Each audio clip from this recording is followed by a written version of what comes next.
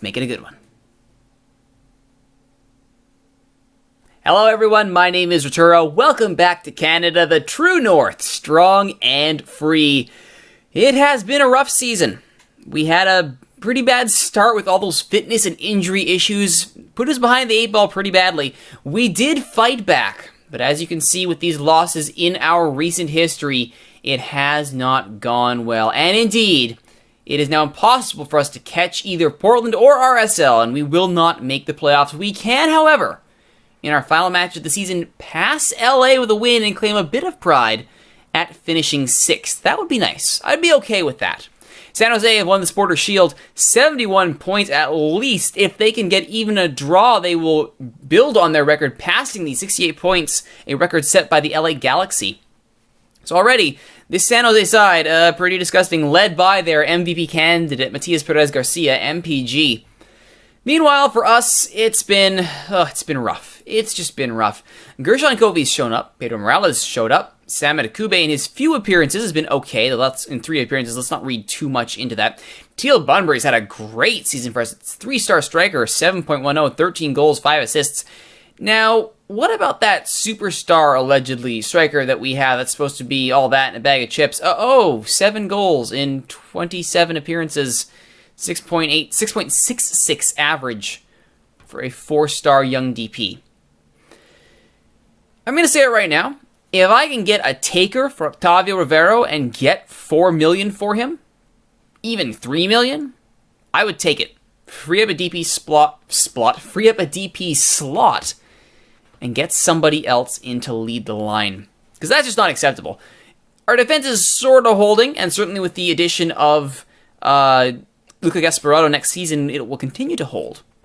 But I'm not happy at all with the way we have performed in the attacking front. Midfield's great, though. Very happy with that. Defense, holding, doing its job nicely. Nicholas Mosqueda is starting to hit his form. Bryce Alderson had a rough start, but he's been developing. He's up to 2.5. Remember where he started. So he's getting closer to that potential. I want him to hit that 4-star, or at least 3.5. That would be wonderful. Still got a bit of a way to go, though. Alright, so I want to show a quick update here on the scouting front. As you know, always looking for good Canadian talent, people that can bring in to assist the squad. We are currently keeping our eye on a young gentleman playing for Lazio out in Italy. This young man has been quite a find. He actually made the Canadian national team. We were actually very surprised to see that, considering how young he is. He's only playing with the Lazio U20s, for goodness sakes. Not something that you would think would be getting a call up to the national team, let alone, landing on our radar. But here we are. Laurent Maury. Finishing 15. Alright, heading 13. Okay. Dribbling 11. Passing 12. Long shots 10. Free kicks 10. Pretty good. Can't jump worth beans, which is why he's advanced forward, not a target forward. But he's got fitness and pace to boot. So this kid's got something. He's definitely got something. He's already had a cap at the U20 and then immediately bumped up to the full national team with his first senior cap. So he's held in high regard by Lazio and the Canadian national team, and I am starting to agree with him. That is definitely... I would like to get him. I mean, I'd also like to get Lucas Cavallini playing with Phoenix, who is doing quite nicely. But he's worth a lot more than the $275,000 that Phoenix value him at. I did try to pick him up, and they wanted in the neighborhood of $1.5 million, and that's just not going to happen. I mean, not that I absolutely need Canadians. I mean, we are still compliant. As always, the purpose of the save is to prove that we could have a competitive side, treating Americans as internationals, not domestics, and with 10 international spots, still 10 non-Canadian players, we are compliant. And you may be thinking, okay, well, is 7th place really competitive? Considering where we were supposed to be this season, yeah. And considering we won the Canadian Championship, we were CONCACAF'd out of getting a berth in the Champions League next round. And had we not had that atrocious, unfit, injury-riddled start, we very well could have challenged for that 5th place spot. So next season will definitely be, hopefully, one that we can improve on. And now that I have my Continental C license, I'm very happy about that. Hopefully things will go a little bit better. One other little trade thing to point out here. As you know, I've been coveting Canadians in MLS quite heavily. Would you look at that? Ethan Finley, for a first-round pick, has been accepted. It will go through at the end of the season, and we will have Ethan Finley next season. I'm actually quite happy about that. Finley's been doing quite well for Columbus this year. He's currently sitting on a 6.74 average in the season. He's okay. I mean, he's still trying to hit that 3.5 potential. He's making a decent enough wage for it as well at a contract that lasts 2016. I'm quite hopeful that Ethan, who now he's been capped for Canada, can improve. And goodness knows that I will play the heck out of him if there's a chance that he will improve. And then since he's strong on that right side, that's good. So yeah, I'm very happy to swap a pick for what probably was not going to be a Canadian anyway, for Finley. Very happy about that. One final note here before we get into today's featured match against Colorado, which is really just about hoping we get some pride and pass LA for 6th place in the West. My job doesn't seem to be threatened. I'm still considered stable, you know. We weren't expected to do that much this year, and the fact that we did do some stuff is good. Other coaches in Major League Soccer have not been so lucky. Ben Olsen, gone. Replaced by Martin Rennie. Jesse Marsh, gone. Replaced by Thomas Rongen. The Tampa Bay Rowdies were paid, I think, $450,000 in compensation for that signing. Frank Klobas, gone. Mike Petke brought in. I was hoping Petke would have been brought in at New York just for the ultimate troll job. And then Pablo Mastroeni, gone from Colorado. No replacement as yet named. So we go into this match. The managerless Colorado Rapids. Dylan Powers out. Pitnari suspended. 6 players injured. I mean, we should be able to get some pride and win this match. Then again, you've seen how we performed this year, and we have not yet beat Colorado in this save. So, let's see what we can do. Murrell is injured. He's gone. Ashton Morgan will step in. And I think that's good. Carducci's getting the start as a reward for his good youth performances. Thomas backing him up.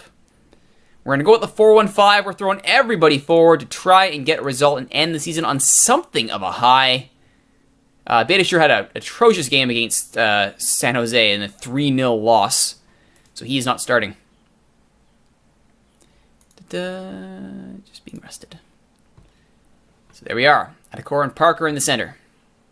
Again, we're not gonna get a playoff spot, so there's no need to flood the deck. But I think we can at least show well with this side.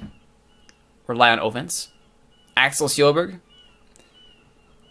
One of the early surprises of the year, how well he's been doing in the real world. In fantasy, or in a Football Manager, not so much. Break out of this bad run. I hope we can show nicely here. And end on a high note at BC Place. Vancouver in their white, Colorado in their maroon and white. Now, of course, in the real world, this was a famous 1-0 victory in which Kendall Waston's late header off of Pedro Morales' free kick sent BC Place into raptures and secured a playoff berth for the Whitecaps. I will not be able to match that performance, sadly. But I would love to see a win regardless.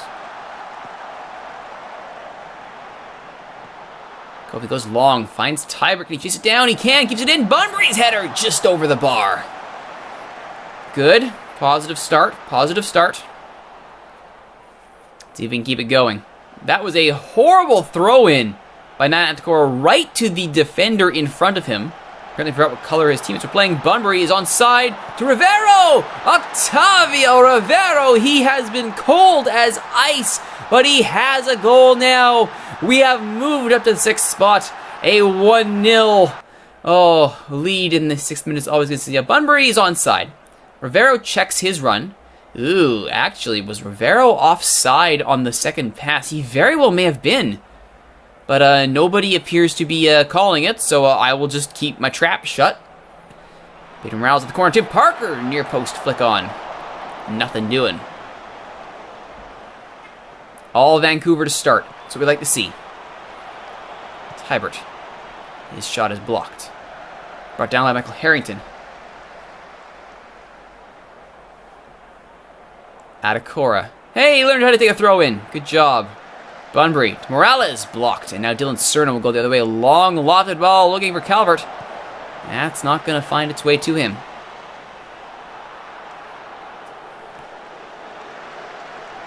Jair Marufo brandishes the yellow card. I have to assume with that massive grin of his. There's one thing I respect about Jair Marufo.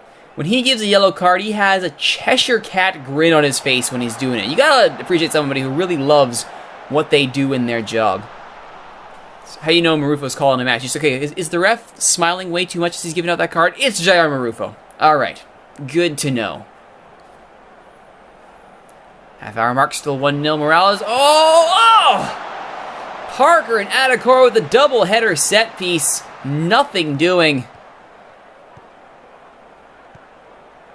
Sam Cronin, ex-Earthquake. Marcelo Sarvis, ex-Galaxy player. Kofi is there. Kofi in that single D-mid role. He's been doing well in this formation. Rivero just going to keep running here. Has a go, and Clint Irwin has to tip it over the bar. Well, finally, in the last game of the season, after we've been eliminated from playoff contention, Octavio Rivero decides to show up. Maybe he heard me talking about how I was going to attempt to sell him. Well, I mean, if that's the case, I'm putting him in the shop window and he's showing well. Might actually get some takers. Rivero, Morales. Bunbury saved by Irwin. That really should have been a goal. Irwin doing well to deny Teal Bunbury. Clint Irwin is indeed the young keeper that Colorado have been hoping for years. His ability is not to be taken lightly. Problem is he's going up against a Vancouver team that really does not want to finish in 7th place. And they will be testing him all game long. Cronin, Calvert, blocked by Adekora. Kofi clears the ball. It's a race on now. Bunbury will get there. Bunbury goes around his man. Crosses. Rivero gets the header. Irwin is there. Now, did I see something, or was Calvert injured? He is indeed Caleb Calvert. Well, never let it be said that I am not an ankle-breaking jerkwad. Let's go and try and make his life even more miserable. Poor free kick there by Sarvis. Southsiders get a little souvenir. Approaching 2 minutes of stoppage time in the first half. 1-0 Vancouver off of a goal from Octavio Rivero. May have been offside. Counts. We are not complaining.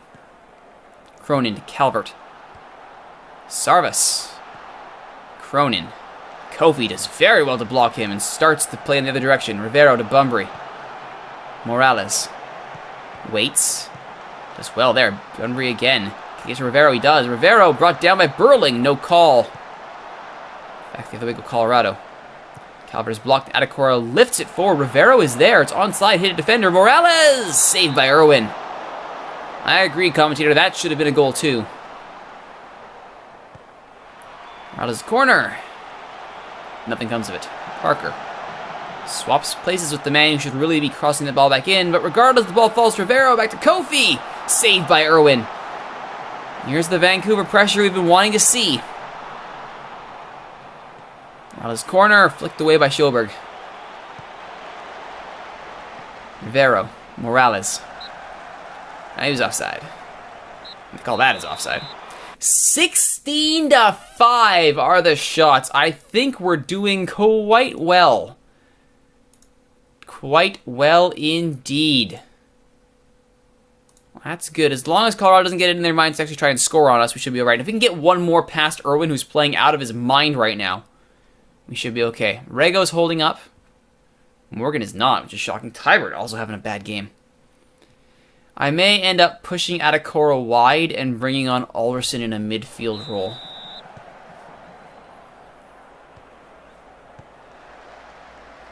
Just so Adekora, or just so Rego doesn't go conceding easily on the flanks. Not that should be a problem for us. Kofi to Bunbury. Wide. I'm not a fan of these wasted opportunities. 4 clear-cut chances, it's only 1-0. That's not the type of return you like to see from your strikers. If there are 4 clear-cut chances, there should be no fewer than 3 goals. I'll allow a keeper to have 1 incredible save a game. And just like that, Vicente Sanchez has Colorado level. Not good. That actually, I believe... Who was that? Is that Parker? It was Parker falling asleep on defense there.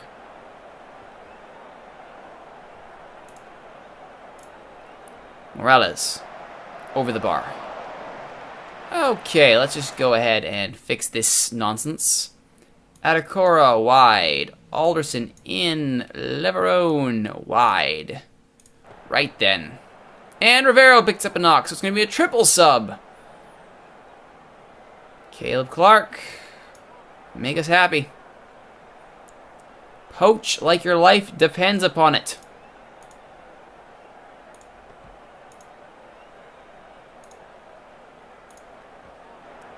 Alright, there we go. Actually, it undid the fullback substitutions. Alright.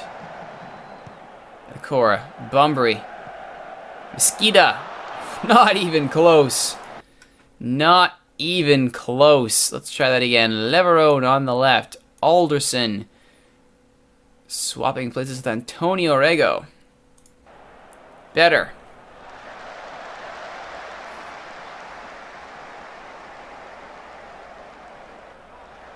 Parkhurst coming on. Alderson starts up to Mesquita. Mesquita. Clark! Caleb Clark, what are you doing? 2 pokes in close, shoots them at the keeper both times. Empty net on either side. And Caleb Clark opts to shoot it twice into the legs of Clint Irwin.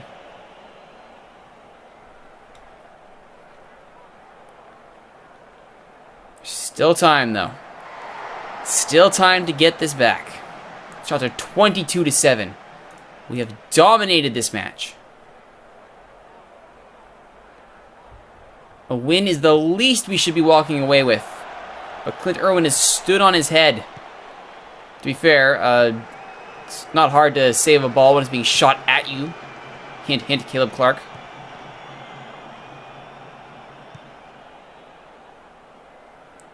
Alderson, though, does well. Parker. Tybert. Clark. This is better. Morales. Loses out, but gets the ball back. Bunbury. Opts to go back to Alderson. Kofi. It's long. Bunbury's header is wide. No, it's not wide. It was saved, but it was a free kick anyway for being offside.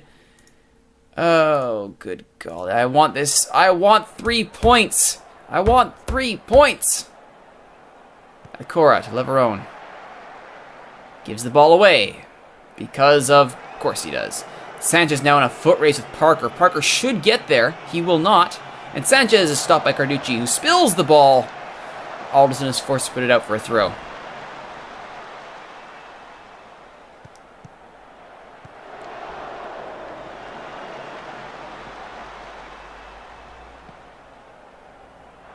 Come on, a late goal would be fantastic.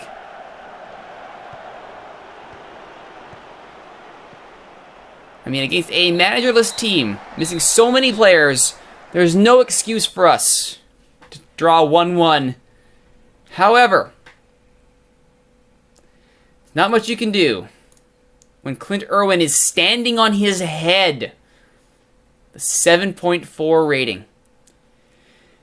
Fine time to run into Clint Irwin in fine form. Caleb Clark, a chance to win it. Opted to take 2 shots right into Irwin's legs.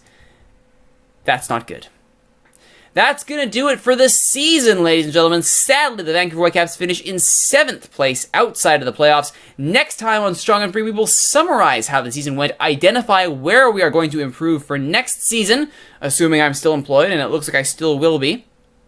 And we'll also see who won all the awards and the league in the 2014 MLS season. My name is Rituro. Thank you for watching, everyone. If you like what you've seen, please consider liking, subscribing, commenting, favoriting, sharing, telling all your friends about the videos being hosted on YouTube, and of course, you can join us here in Twitch chat on twitch.tv/Rituro, where I record all these episodes live, where the peanut gallery comes to life and calls a draw and proclaims me Rituro, the master of the second half choke. Oh, you're all wonderful. My name is Rituro, the master of the second half choke, apparently. I'm from Canada, the true north, strong and free. Thank you for watching, everyone. We will see you next time.